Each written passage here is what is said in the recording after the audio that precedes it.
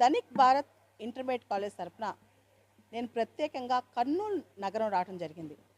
ఈ జిల్లాలో చాలామంది తెలివిగల అభ్యర్థులు ఉన్నారు. ముఖ్యంగా 9th క్లాస్ 10th క్లాస్ చాలా టాలెంటెడ్ పీపుల్ ఉన్నారనమాట ఈ పిల్లలందరూ కూడా.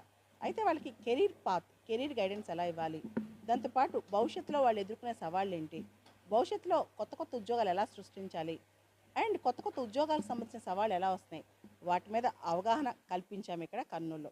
అంతేకాదు కర్నూలుకి సంబంధించి పిల్లలందరూ కూడా 10th క్లాస్ ఎగ్జామ్స్ రాస్తున్నారు కాబట్టి వాళ్ళందరికీ కూడా ఎగ్జామ్ టెక్నిక్స్ చెప్పామన్నమాట. ధనిక్ భారత్ ఇంటర్మీడియట్ కాలేజ్ తరఫున నేను, మా ఇంకొక డైరెక్టర్ విక్రమ్ అజయ్ గారు అందరూ కూడా ఇక్కడికి వచ్చాము. కంప్లీట్గా పిల్లలకి అవగాహన సదస్సులు కూడా పెట్టామన్నమాట. ధనిక్ భారత్ ఇంటర్మీడియట్ కాలేజెస్ అనేవి ముఖ్యంగా ఈ ధనిక్ భారత్ మిషన్ అనేది విక్రమ్ నారాయణరావు గారిది. ఆయన ధనిక్ భారత్ వ్యవస్థల చైర్మన్ అనమాట. ఆ సార్ కళ ఏంటంటే భారతదేశాన్ని అభివృద్ధి చెందిన దేశంగా తయారు చేయాలని. మనకు తెలుసు మన దేశం చాలా తరతరాల నుంచి కూడా అభివృద్ధి చెందుతూనే ఉంది, కానీ అభివృద్ధి ఎప్పుడు చెందుద్ది అనే దాని మీదే పెద్ద ప్రశ్న. దానికి కంకణం కట్టుకునైనా ఈ తరంలో అయినా భారతదేశం అభివృద్ధి చెందాలని చెప్పి, దానికోసం యువత మారాలి, యువతకి ప్రాపర్ కెరీర్ గైడెన్స్ ఇవ్వాలని చెప్పి నన్ను పంపించారు. నేను కూడా అన్ని జిల్లాలు తిరుగుతూ అనంతపురం నుంచి ఈరోజు కర్నూలు రావడం జరిగింది. కర్నూలులో పిల్లలు చాలా శ్రద్ధగా విన్నారు. అంతేకాదు చాలామంది ఔత్సాహిక యువత భవిష్యత్తు పైన చాలా చక్కటి హోప్తో ముందుకెళ్తున్నారనమాట. అటువంటి వాళ్ళందరికీ కూడా ధనిక్ భారత్ ఇంటర్మీడియట్ కాలేజెస్ హైదరాబాద్, విజయవాడ, గుంటూరు, విశాఖపట్నంలో స్టార్ట్ చేస్తున్నాం.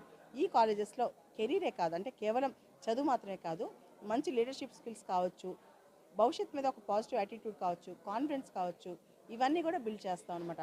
దాంతోపాటు ఆడపిల్లలకి స్పెషల్ సెక్యూరిటీ ఉండొచ్చు, అదే కాకుండా మగపిల్లలకి గేమ్స్, స్పోర్ట్స్, ఆడపిల్లలకి మగపిల్లలకి ఇవన్నీ కూడా ధనిక్ భారత్ ఇంటర్మీడియట్ కాలేజ్లో అవైలబుల్గా ఉన్నాయి.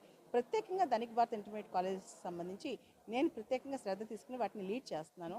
దానికి సంబంధించి ఎవరు రావాలనుకున్నా 10th క్లాస్ చదివిన తర్వాత ఎగ్జామ్స్ అయిపోయిన వెంటనే పేరెంట్స్ అందరూ కూడా ధనిక్ భారత్ ఇంటర్మీడియట్ కాలేజెస్ హైదరాబాద్, విజయవాడ, గుంటూరు, విశాఖపట్నంలో ఉన్న కాలేజెస్ని విజిట్ చేయొచ్చు.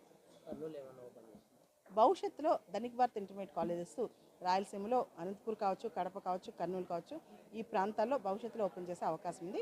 ఈ అకాడమిక్ ఇయర్ అయితే మాత్రం 2026-27 మాత్రం మీకు దగ్గరలో ఉన్న హైదరాబాద్ కావచ్చు, విజయవాడ కావచ్చు, గుంటూరు కావచ్చు, ఈ ప్రాంతాల్లో ఓపెన్ అయినాయి.